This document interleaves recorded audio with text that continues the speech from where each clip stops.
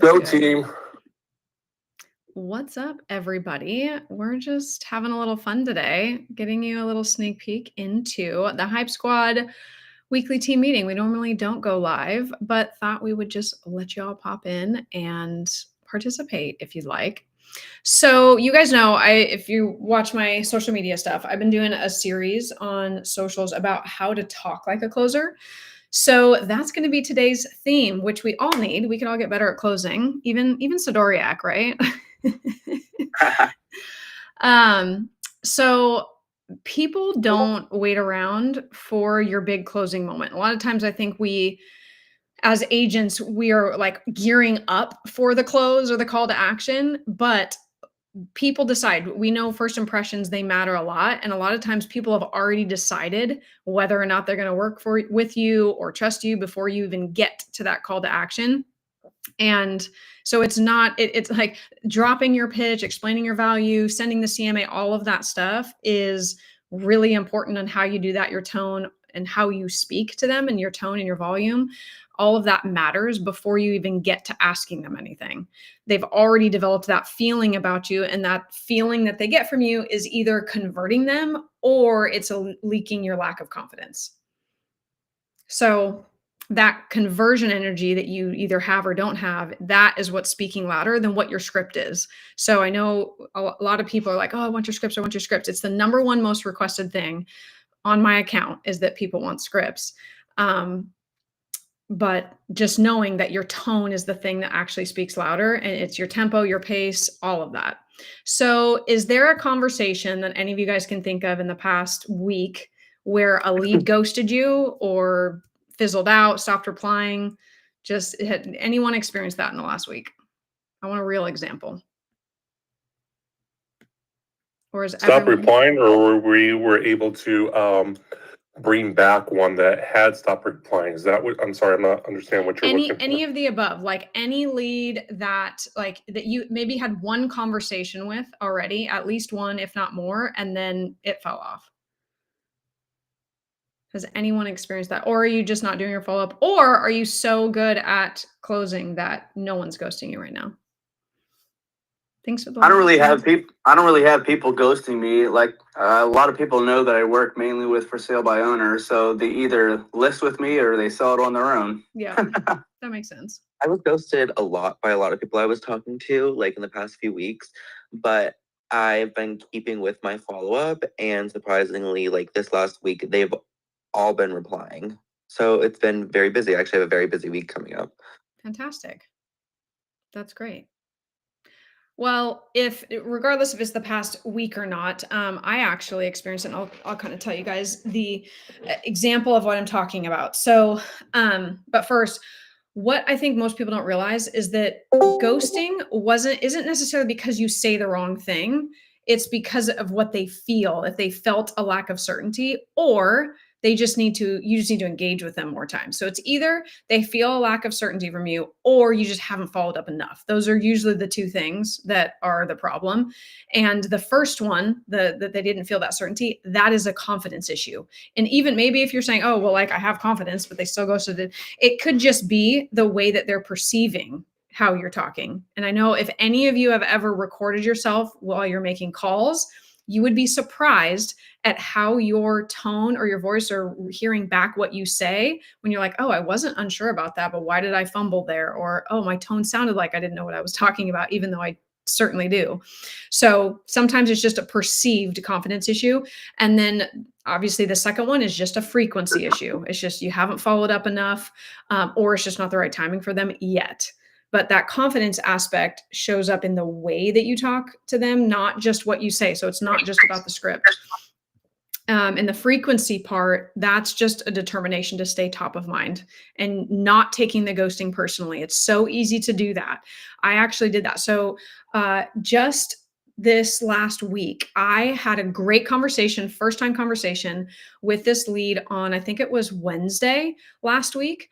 And, it was a 20+ minute conversation. For me, when I have a 20-minute conversation with someone, that is the ideal time frame, because I've built rapport and I know enough about their situation to follow up for a while, but it's not so long to where I just let let the conversation go and wasted a bunch of time. So anyways, we had about that 20-minute conversation, and she was really interested. She had 2 properties to sell and she wanted to buy something. And she actually sent me a address of a property that she really, really was interested in. And she had urgency around that. So I was like, okay, I'm going to call this listing agent. I'm going to find out the scoop and I'm going to call you back. So I did. I called her back. She didn't answer, left her a voice message, and I texted her the next day about it. And so I didn't hear from her from Wednesday all the way through yesterday. Yesterday, called her up, she answered, and sure enough, we have another about 10-minute conversation, and she's like, oh, by the way, I have ADD. And so she's like, if you don't hear from me, like, call me and tell me to get my butt in gear. And I was like, oh my gosh. And I started laughing. I'm like, you know what? This is going to work out great. So now, like, and it doesn't always happen like that, but I did, like, that confidence thing crept in of like, oh, like, she's like, why is she ghosting me? What did I do? What did I say? Was she not actually, did I read that wrong? Right. But I decided the frequency piece of it to still call back, still text back. And turns out, like, she didn't even acknowledge or address the fact that she didn't respond to my voicemail or my text the week before. She was just like, oh yeah, great. What'd you find out about that property? And I was like, really? Okay. So just confirming the fact that sometimes it's just frequency. And then a confidence thing. Okay. So actually the listing, Jeremy, that you referred to me here last week, I found out that while she was talking to me, I was there for like 2 hours at that listing appointment. And she told me that she had other agents that had come through because she has it listed for sale by owner. And she actually called me, I called her after the weekend because I met with her Friday, called her on Monday, yesterday. And she was like, started talking about, hey, I ended up having another 2 agents come over, over the weekend. And she said in the beginning, like, we're still deciding, but then she proceeds to tell me, like, and kind of, badmouth the things that she didn't like about those other agents. And so I could just tell that, like, the calm confidence, the fact that I spent time with her, and I actually encouraged her. I said, you know what? I think it's great that you're interviewing agents because it is important that you have the right fit. So sometimes it's not being afraid of the fact that they're interviewing other agents or afraid of that competition. It's just having the confidence, like, I know I'm the best, and go ahead and talk to anybody else you want. But I know that I'm the best one for the job. So I've had both of those scenarios where it's like, I know that I had the confidence and I showed up, that, like, knowing that I'm the best one. And sometimes it's just the frequency thing. And so figuring out whether is it the delivery of your message, like, are you delivering it like you're in customer service? Are you over explaining? Because sometimes that happens a lot too.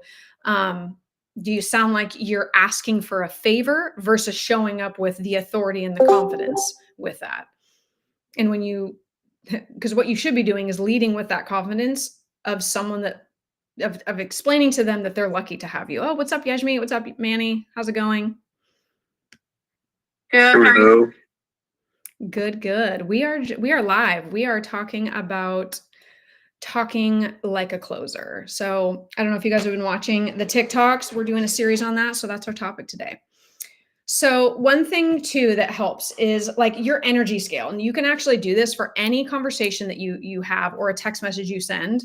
And it's a scale of 1 to 10. And you can look back, like, go look at a last text message you sent, or if you're, an A+ student, a video message that you sent somebody, and check your energy 1 through 10. Because let's just say your energy is at a 5. Even if your script is perfect, let's say your script is a 10, but your energy is 5, people can feel that mismatch and they don't trust that mismatch. So your words, your tone, your timing, and your confidence have to all match up. So for example, a score of 1 to 3 is going to be like apologetic, vague, uncertain. So, like, hey, just when you have time, sorry to bother you, just checking in. Like, that's a 1 to 3 score. A neutral score is 4 to 6. So forgettable, flat, wasn't terrible, but it's, you sound like every other agent. That would be a 4 to 6. A 7 to 10 energy scale would be that you're intentional, you're grounded, magnetic, and you're eliciting that high trust from them, which is ultimately what you want.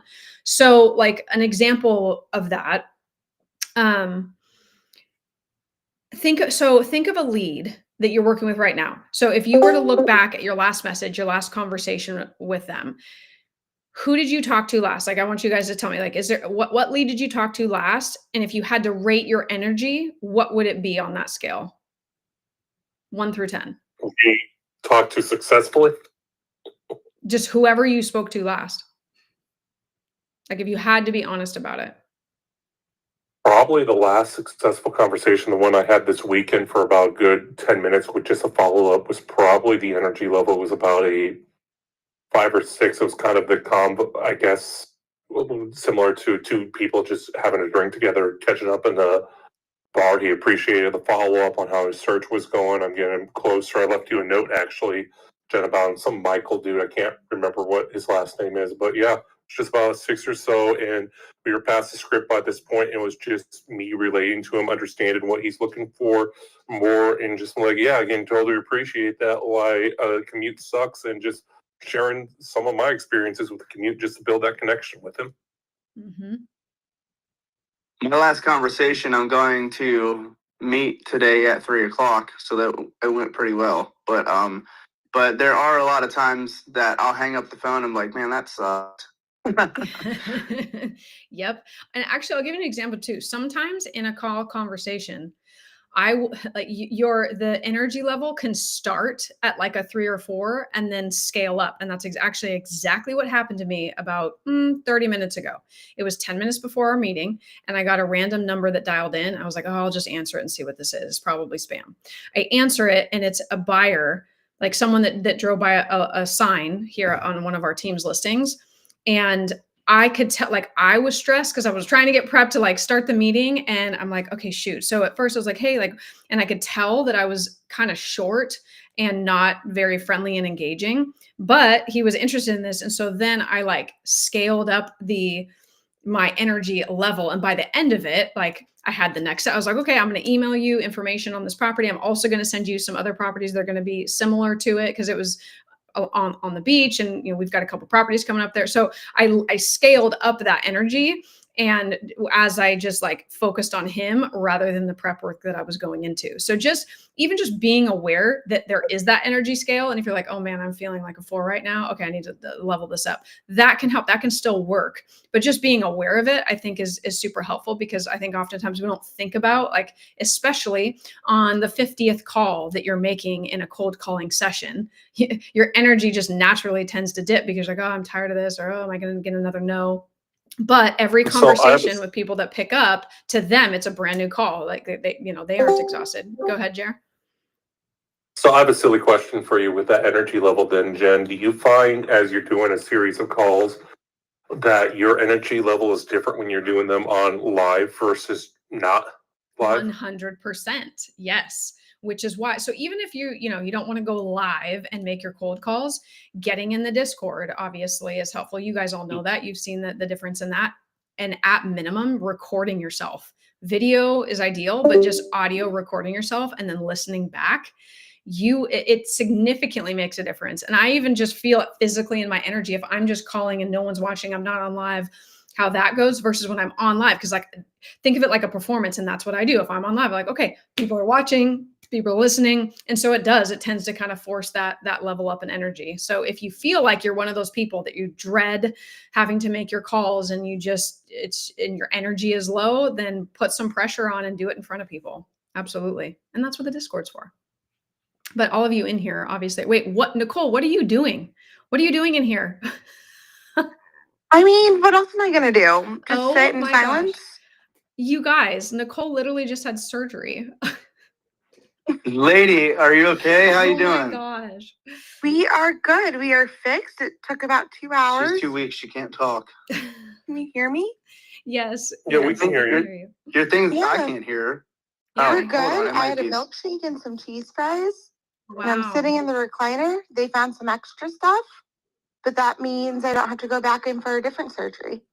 Freaking Nice. fantastic. Oh, Well, you we're know on what? That's live, by the way. commitment. Just Yeah, FYI. we're live, just so you know. I But forgot I had you muted from last time when you were on the phone.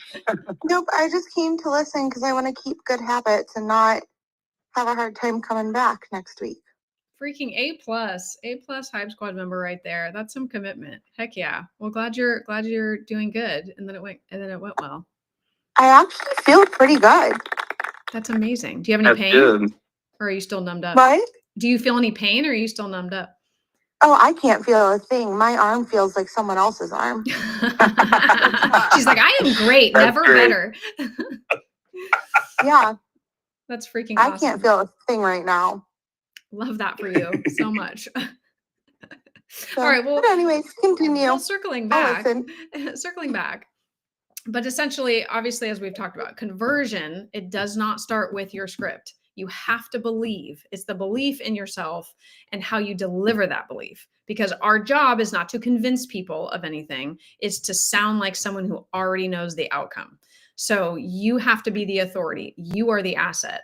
So how do we get our voice to sound like that? I want to talk about like the number one place where you are subtly closing people every day, whether you realize it or not, or subtly not closing them. And it's in your videos. So TikTok, a reel, a story with a poll, whatever it is, the way that you show up on video is either pulling people to you, it's drawing them into your world, or making them just scroll right past it, which is why we constantly harp on you guys to quit posting just listed, just sold stuff, because that's swipeable.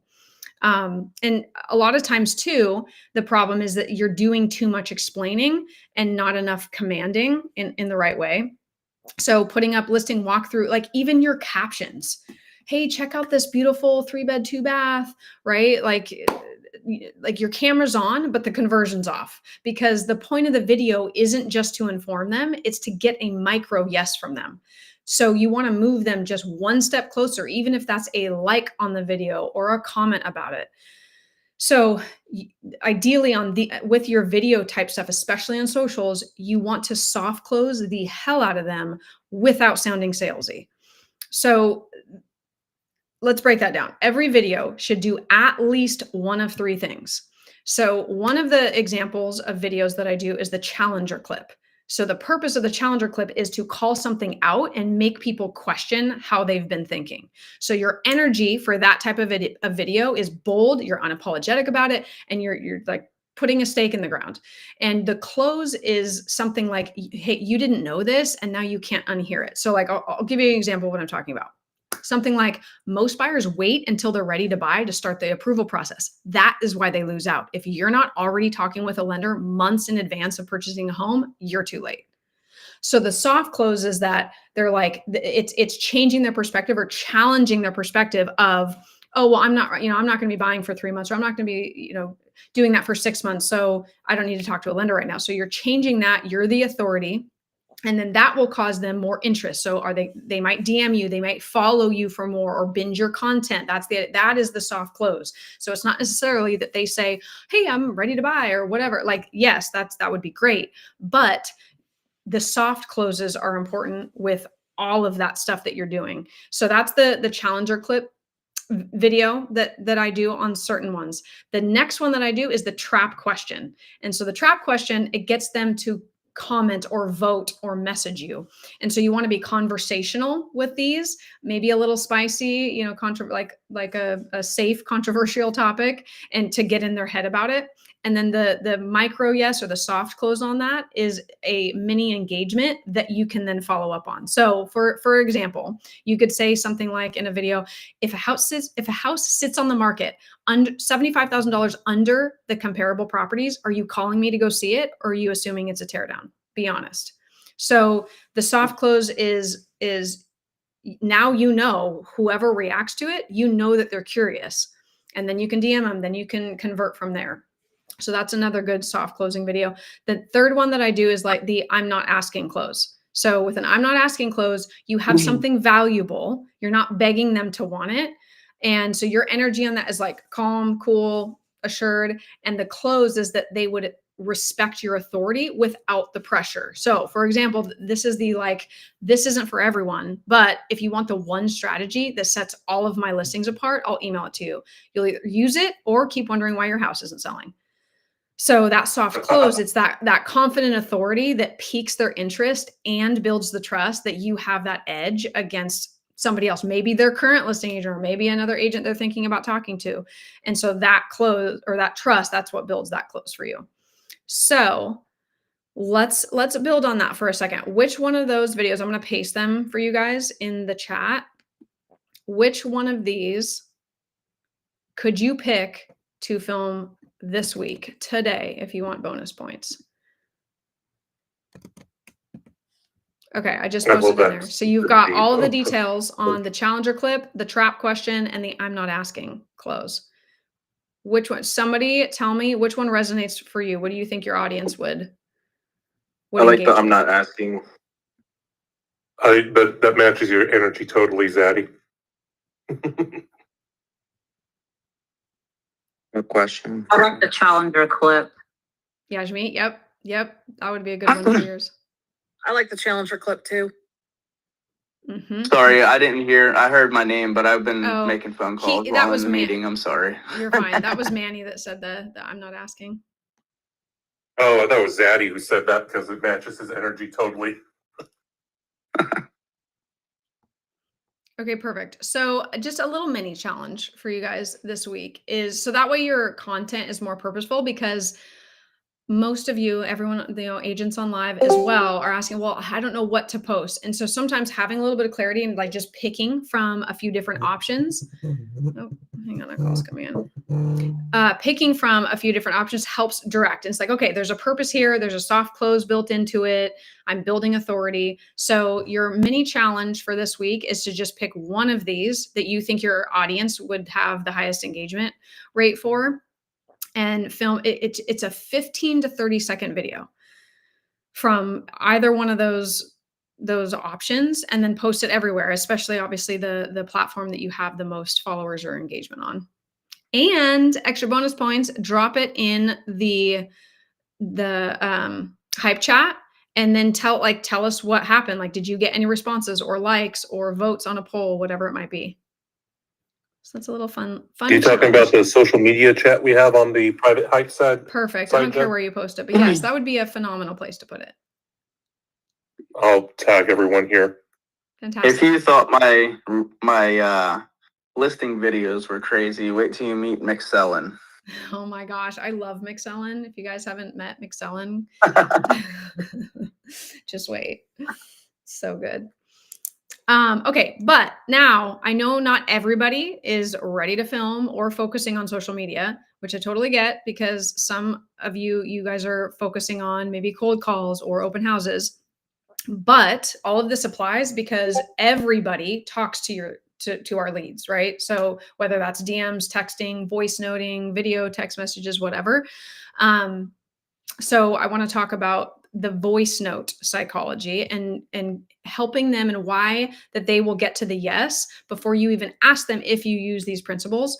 Because the realest close in your toolbox is not your funnel, it's not your ad, it's not the list of leads, it is your voice. And a lot of you are using it like you're scared to get their response. Because I talked to some of you that are like, oh, but like, what if they want to, what if I get the listing appointment signed and I haven't gone on a listing appointment before? So you're almost afraid of the yes sometimes. And obviously we fear the no's.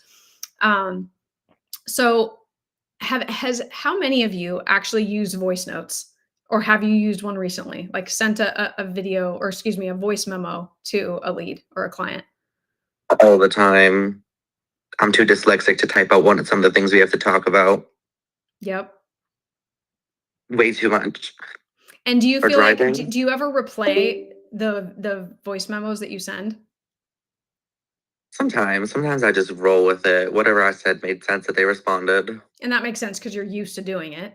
Has anyone ever sent one recently and replayed it and you're like, I sound like a mess? Or you just like replayed it a bunch, analyzing yourself? That's me. Like, I'll do video text, but like actual voice memos, I won't send, because to me, I sound kind of catty even when I'm not trying to be. Okay, is that a limiting belief? Like, have you gotten negative? No, I literally responses? have people asking me why I'm upset or why I'm feeling bitchy. I don't know.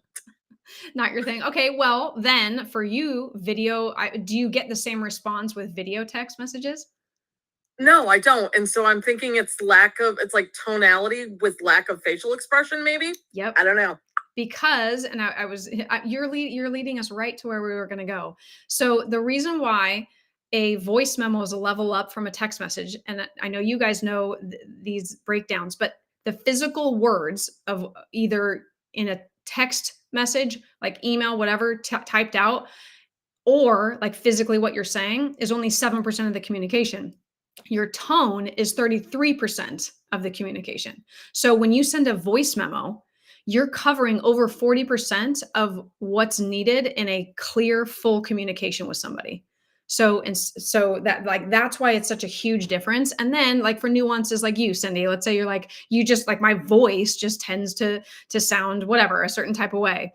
So video, so body language is 55% of communication. So video always king, right? If you're like sending out to your clients, but still the voice memo way better than a text message, because text, like that's easily scanned, easily forgotten. But when you send a voice memo to somebody, you're getting, oh, like what do they have to say, right? Like the chances of them playing that is way higher than them reading and responding to just physical text message. And I'm not saying that you have to send voice memos to every single person, but we're talking about lead generation, lead follow-up. It's a way to stand out. It's a way to be different and get 33% more communication with the tone and the energy that you have.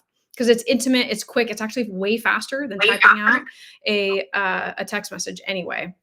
And then they can hear your certainty in your voice. And they can't interpret a tone from your text message and the way that you sound or the energy that you have. So it just helps build that trust faster. And a tone stack that I use or think about, like I just do it offhand now, but breaking it down, like, okay, how do I do this? The structure of when I do a voice memo, first it's warmth, like leading with something, not just like hope you're well, like, or, hope you're having a great day kind of a thing, but something that is warm and inviting. So instead of just, yeah, hey, hope everything's going well, hope you're having a good week, but you can say something like, just saw that new listing near the one that you loved, or something like, hey, I was just thinking about that conversation we had, boom, boom, boom, and then you go into it. So still be warm and have an intro, but not just a, hey, hope you're well type of a thing. And then the second piece of it is just quick clarity about why you're sending that voice memo. Like, are you solving a problem? And just why you're reaching out. And it's just a one line, like no over explanation. And then the last piece of it is the confident close. So you're not being pushy, you're not being soft, but something like, hey, I'm going to hold this spot until 3:00 if you want it for this showing, or no pressure, but I'd rather you hear this from me than miss this house. So it is still a call to action and a reason for them to respond, but it's again, not pushy and not too soft. So like, for example, let's say I'm going to send a voice note to a lead. Hey, Sarah, I know we've been watching for something that hits that open floor plan that you want. This one on Magnolia just popped, and I think it checks your boxes better than anything else that we've seen in the last 3 weeks. Let me know if you want me to preview it or set you up a walkthrough. I've got 2:00 open today, and I can block that if you need. So I'm not over explaining. It's not passive, just checking in. It's something specific, a warm opening, soft, confident close.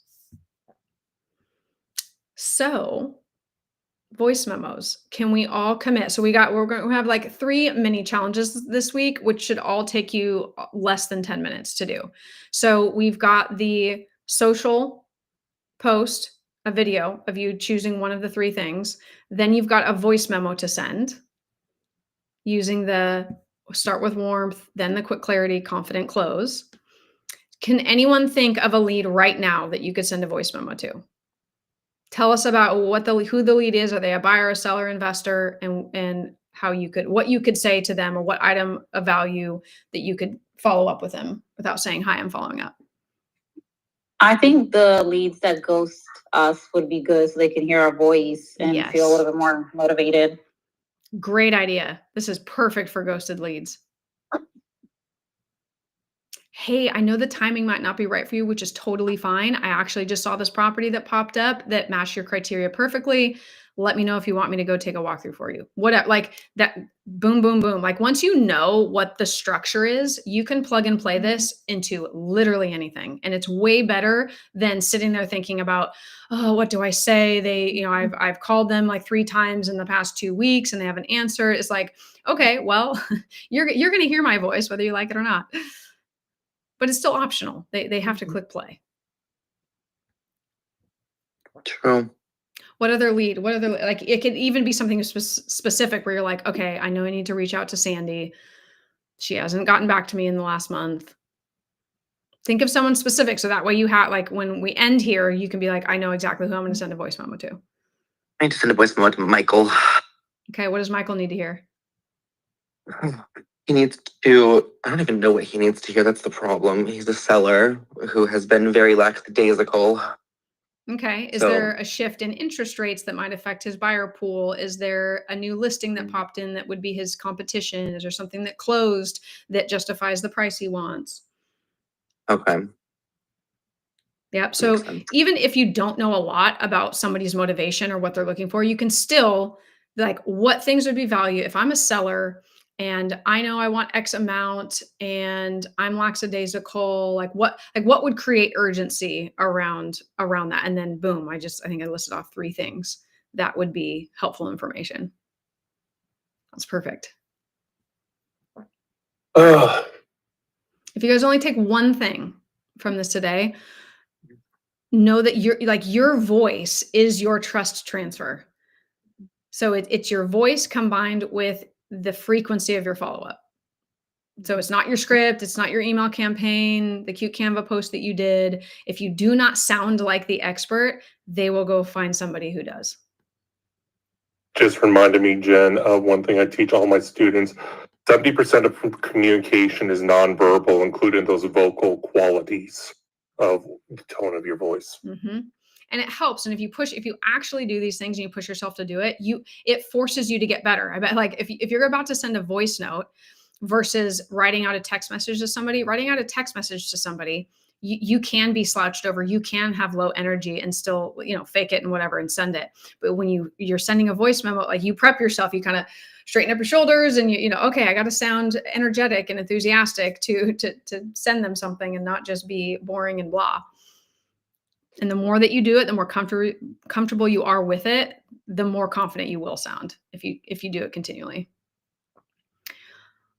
Okay, so we've got the social media video post. We've got voice memos.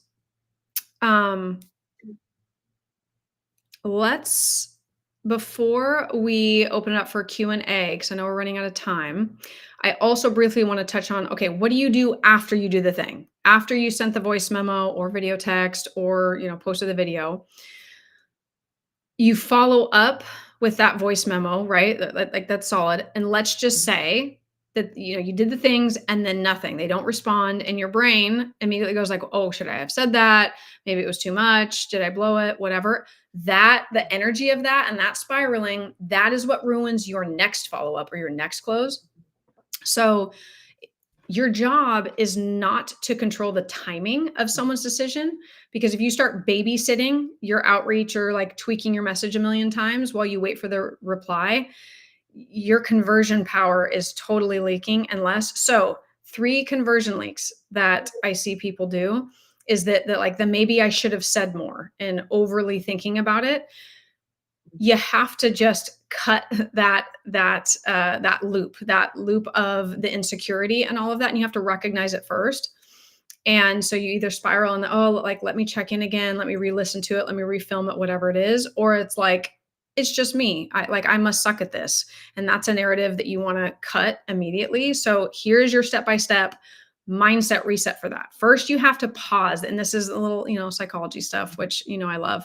So the first part of it is you have to pause that mental spiral and like out loud call it out so that you actually get your brain to pause and redirect to whatever it is that you want to focus on. And it is really helpful. I know it sounds silly, but it is super helpful to actually have a plan other than just like, okay, I know I'm spiraling right now. That's only half the battle. The next piece of that is redirecting your focus. So you can do that by like asking yourself a question. What action can I take next that does not rely on their reply?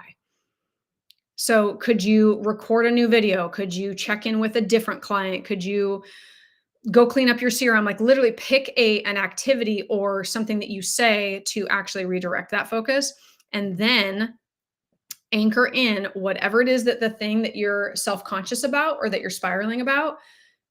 Have some affirmations, have some things you say like, I don't beg for business. I attract aligned people with clear action. Silence doesn't shake me. I am building trust even when they're not talking. So it's the pausing that spiral, redirecting the focus, and then anchoring that with something that is true. because again, just like my examples earlier on of like that lady who didn't respond to me for 5 days. And I was like, you know what? I'm still going to call her on Monday, even though I felt a little bit of apprehension, but I just did it anyway. And 9 times out of 10, it's like, oh, sorry, I missed your message, or like whatever. It just wasn't right timing. And now they're ready. What do you guys, what is your go-to spiral? Like when you guys get ghosted, what is the thing that you usually think? Do you instantly go to like, oh, it's me, I'm not doing something, I suck? Is it like, what is it that you typically spiral down when someone doesn't reply? My fault. Everything. It's me. I'm Maybe I'm me. too annoying if I keep like calling them all the time. Yep. But I'm like, no, it takes 12 touches to get a client. So I'm like, I'm going to keep going. Absolutely. 100%. I feel like what's it called? I'll sometimes go through the thought of like maybe they're not taking me as seriously as I need them to, and so I'll feel like I'll need to be more assertive or more direct. Mm-hmm. Yep. And I think the most important part of all those things that you guys said, sometimes, sure, like there's that fine line between, taking responsibility and wanting to be better. Like, okay, maybe I could change this or like whatever, but oftentimes, more often than not, it's just a frequency thing too. So it's like, if you can combine the confidence piece, the tone piece, and really getting used to that and confident in that, and the frequency part of it. And the reason why I asked that is because your answer tells me whether is it a frequency thing or is it a confidence thing. So that's what you know. So whatever it is that you usually spiral with, that's the thing you need to work on then. And so for me, I relate with you, Yashmi. It's like, okay, I know I've only talked to them once, or I've only called them 3 times. And that is not where the money is made. It's in between the 6th and 12th contact that actually converts them. So sometimes just remembering that. Okay, let's open it up. Let's talk about whatever questions you have. What kinds of things resonated? What are you going to go try and do based on all this? We can roundtable it, or you can tell me a win. You'd be like, oh, Jen, you know what? I did send a voice memo. I'm already way ahead and I got a response. Yeah, definitely tried doing the voice memos. I haven't done that yet, so I'll be doing that today. See how that works. The voice memos have worked for me. I've done it a few times. I don't stop calling people until they either list it, sell their house, or tell me to stop calling. And pretty much you have to make them, well, this is just for me, I guess. I only working for sale by owners, but in my niche, you just have to make them realize how stupid they are. That's all. Or, uneducated, or maybe they have misconceptions. Yes, all the things. I love voice notes. I think they're great. So I do them all the time. I need to get back on my video texting because I always had good results from that, and I've just been being lazy. So that's that. Well, stay tuned, everyone that's live and listening, because after this, in about just over an hour, we have our free Follow Up is Forever event. And we're actually going to be talking a little bit about video text messages and why that helps you stand out. So go register for that. It's in my link in the profile. You guys too on Hype Squad, go register for it. So you get the Zoom link, and then we send you a follow-up recap email with all the things that we talk about. But I find, okay, so this is a good indicator when you should send a voice memo. When I start thinking more than a couple seconds about whatever it is I need to communicate, I'm like, okay, that's a voice memo. So that's a good stop for me, is like, okay, or I sit there and I'm like typing and then retyping, and I'm like, okay, this is a voice memo. And I just go to, so part of it is just habit building of getting used to doing something different than you're used to doing. And once, I'm telling you, once you start using voice memos, you're going to fall in love. I feel like also like voice memos are good for anything that's over like 4 lines of texting, unless there's like some sort of like resource that you're sending in there, where if it's like, oh, we're going to talk to XYZ and do this and do that, where it's like they need to know the names and like have dates written down and stuff like that. Yep. Voice memos are golden. Yes. And sometimes I'll even combo it. I'll send the voice memo prepping like, hey, I know we got to set up inspections this week. We're going to be setting up blah, blah, blah, blah, blah, blah, blah. I'm going to send you right now the names of some inspectors you can reach out to and what dates are available to schedule those.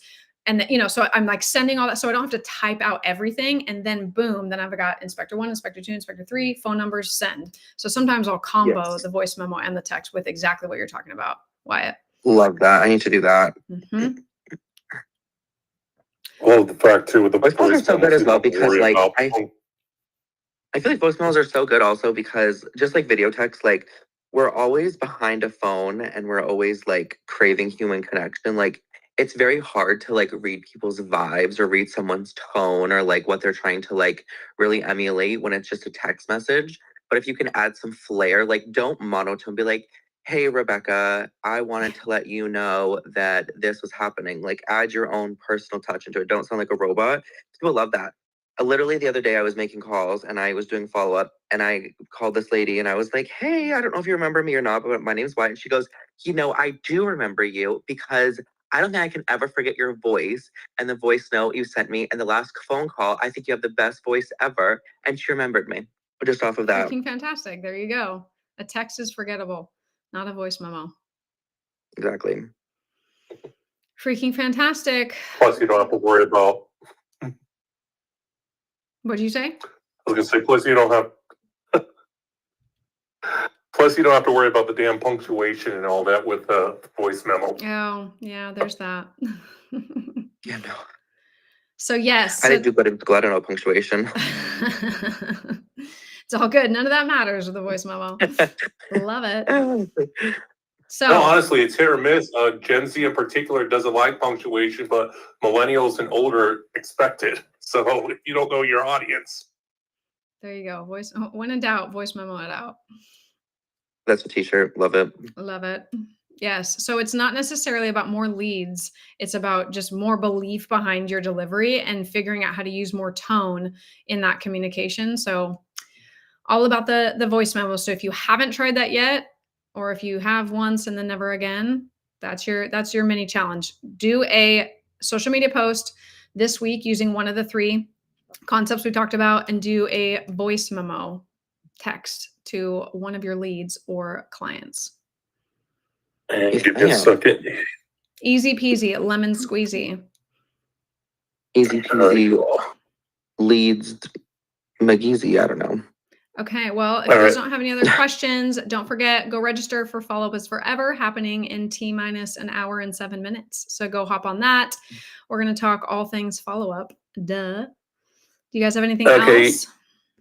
I was going to tap on those assignments that you gave them, Jen. Sweet. Love it, love it. Okay, I've got it written down for you guys where you should drop the social media challenge at this week. Sweet. Thanks, Jer. All right, you guys, have a great week. Wish me luck on my trip tomorrow. When you fly out? Early morning, like 9. Oh. So I have to get the whole fam bam up at like, I don't know, 6 a.m. It's going to be great. It's going to be fun. It's going to be fun. How bad is Tampa's airport compared to Portland's for security? It's comparable. Yeah, it's comparable. Portland's pretty on Hartsville is horrible, but it's the largest, most busy airport in the country too. So. Well, there's that. Jeremy, Yashmi, do you guys have anything? See you in an hour. Yashmi, go for it. Bye. Bye. I'll see you guys soon. All right, those of you left live, what's up? I'm going to see if there were any comments here. I'm a voice note queen with my clients. Yes, girl. I know you, Adrian and Alicia. You guys know what's up. Hey, my Hype Squad baddies. Freaking love it. Okay, so if you were here, I was just doing a team meeting with the Hype Squad. Just so you guys know, if you're just popping in, we've got Follow Up is Forever today. So it is a free Zoom event for you guys. If you're in real estate and you know your follow-up needs a level up, then go register for it. It's in my profile link, and it happens at 2 o'clock Eastern. So I think that's 11 o'clock Pacific. And we're going to be going over some fun things. So you guys are going to get scripts. You're so late. It's all good, girl. We've got you. You know what? It's just start when you start. It's all good. So today, lots of fun stuff happening in Follow Up is Forever. And then grab that register link so that you also get the recap email afterwards, because I'm going to get you a summary of everything we talked about, any tools, any scripts that we go over. So make sure you go grab that. And also, we're going to be chatting a little bit about the Hype Collective, so you can find out more information about that. So if you guys are interested in it, it is my group coaching platform that any real estate agent literally located anywhere with any brokerage, you guys can be a part of it. So in my profile link, it's the very first button there that you can click on. And you just click on that page. It'll bring you to a webpage that tells you all the things that you get. You get group coaching from me twice a month. You get access to my vault with hundreds of scripts, resources, productivity stuff, lead gen, all the things, all my systems. And you get access to my private area in my Discord channel, where all the Hype Collective members work together in our virtual office, hype each other up, practice our cold calls, scripts, strategize, all the fun things. So go check it out. And if you attend the Follow Up is Forever event today, you're going to get a discount code on that. So another reason to register. All right, I'm going to pop off here, and in an hour, I will be back with Follow Up is Forever. Bye, guys.